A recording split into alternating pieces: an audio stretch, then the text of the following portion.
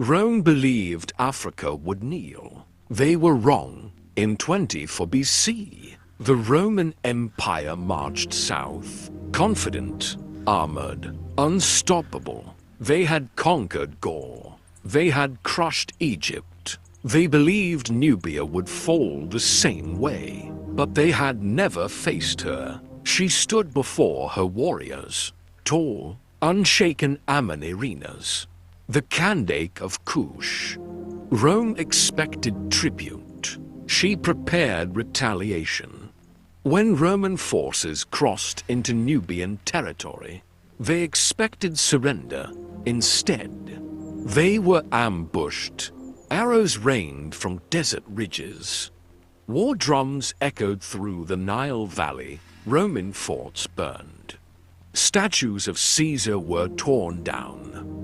And in one shocking act of defiance, the head of Augustus' statue was buried beneath the steps of a Kushite temple. Every footstep crushed Rome's pride. Rome responded with fury. Legions marched south. Villages were attacked. Temples were threatened. But the desert was not Rome's friend. Heat consumed them. Supply lines stretched thin. Guerrilla strikes never stopped. Amanirenas did not fight like Rome. She fought like the desert. Disappear, strike, vanish. Years passed. Rome expected submission. Instead, they asked for peace, and something unthinkable happened. The treaty signed between Rome and Kush was on equal terms. No tribute, no surrender, no humiliation. Africa had forced Rome to negotiate, not beg, negotiate.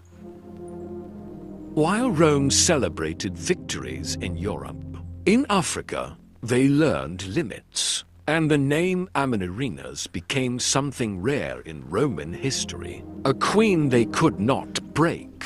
History books rarely shout her name, but Rome remembered, and the desert never forgets.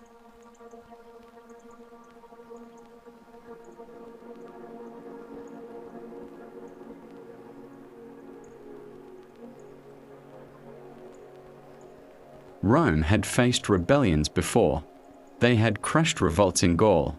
They had subdued uprisings in Judea. They had conquered kingdoms that once believed themselves eternal. But Kush was different, because Kush did not fight for glory. It fought for survival.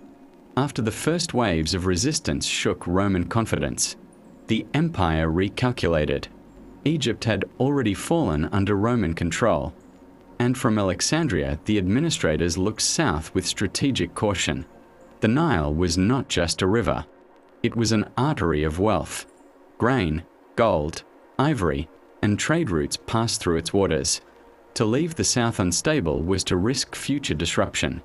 So Rome strengthened its military presence in Egypt and began preparing a more organized southern campaign. Engineers improved fortifications. Scouts mapped unfamiliar desert paths. Supply caravans were expanded. Rome did not want another surprise. Yet even in preparation, Rome misunderstood one critical truth. Kush was not reacting. Kush was adapting. Amanirenas, Kingdom of Kush, understood something about empires that Rome did not yet realize about itself. Empires grow confident when they win quickly, but they grow cautious when victory becomes expensive. So she avoided giving Rome what it wanted. Rome wanted a decisive battle. Kush offered distance. Rome wanted surrender. Kush offered endurance. Instead of meeting legions in open plains, Kushite forces struck strategically. River outposts were harassed. Communication routes were disrupted. Patrol units disappeared. In stretches of desert terrain. That seemed endless and unforgiving. The desert was not empty. It was a weapon. Roman soldiers trained in European forests and Mediterranean.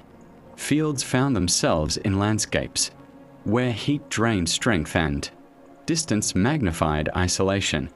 Supply lines stretching from Egypt became vulnerable. Every crate of grain, every water transport, every reinforcement required protection.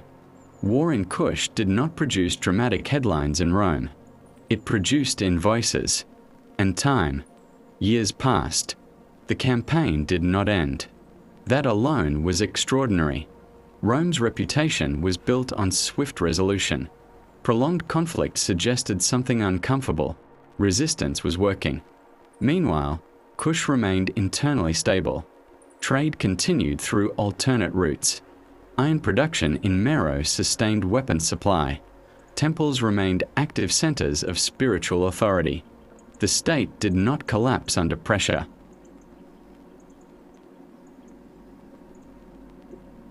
Rome did not summon Kush to surrender. Rome invited Kush to negotiate. That distinction mattered. The meeting that followed resulted in terms that surprised many observers. Kush was not required to pay tribute. Certain occupied territories were adjusted. A stable border was recognized. Rome did not annex Kush, Rome accepted coexistence.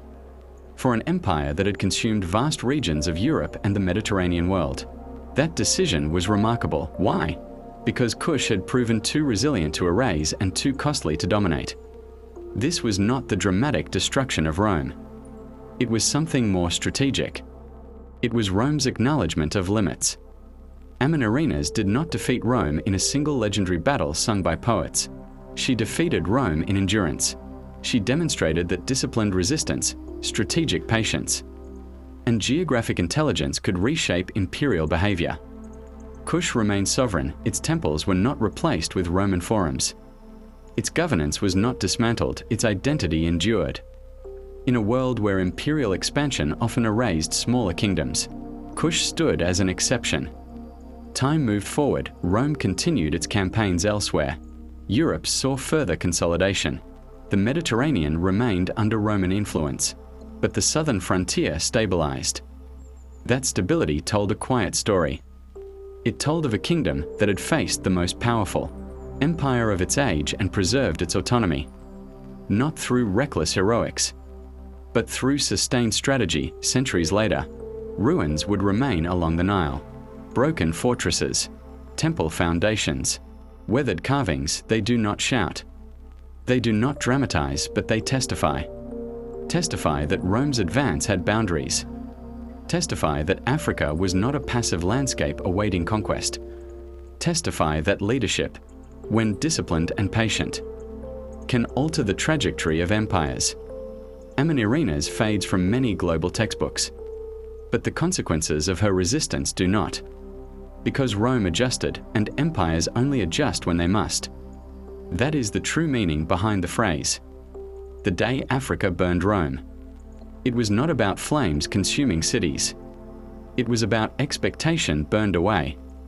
It was about certainty turned into caution. It was about a frontier that refused to collapse.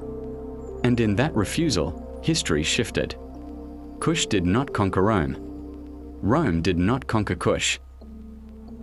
But in the balance between them, something rare emerged. Mutual recognition in ancient geopolitics. That was revolutionary. Rome continued expanding for centuries. It conquered Britain. It dominated Gaul. It reshaped the Mediterranean world. But south of Egypt, something rare happened. Expansion slowed. Not because Rome collapsed. Not because Rome was destroyed, but because Rome calculated. And calculation replaced conquest. Amanirenas did not defeat Rome in a single legendary battle. She defeated Rome through endurance, through strategy, through understanding terrain, politics, and patience. Kush did not try to outmatch Rome's size. It outlasted Rome's appetite. And sometimes that is enough. Kush remained sovereign. Its temples continued to function. Its trade networks endured. Its culture was not replaced. In an age when empires erased identities, Kush protected its own. That preservation is not dramatic, but it is powerful. Rome learned something at the southern frontier. Not every land could be absorbed easily. Not every resistance would collapse. The empire that believed itself unstoppable recognized a boundary. That recognition shaped future policy, because empires remember the places where expansion becomes expensive. There was no parade in Kush celebrating Rome's retreat, no marble monument announcing triumph. The victory was quieter than that. It was a border that held. It was autonomy preserved. It was survival without surrender. In ancient geopolitics, that was revolutionary. History often celebrates conquerors, but sometimes the greater legacy belongs to those who prevent conquest. Amanirenas ensured that Kush remained Kush. She proved that disciplined resistance could reshape imperial ambition. And long after the legions marched elsewhere, her decision endured in silence, not written in spectacle, but written in sovereignty. The day Africa burned Rome was not a day of flames. It was a turning point of limits. It was the moment Rome understood that power has edges, and at the southern edge of its empire, it met a kingdom that refused to disappear. That refusal changed history, quietly, permanently.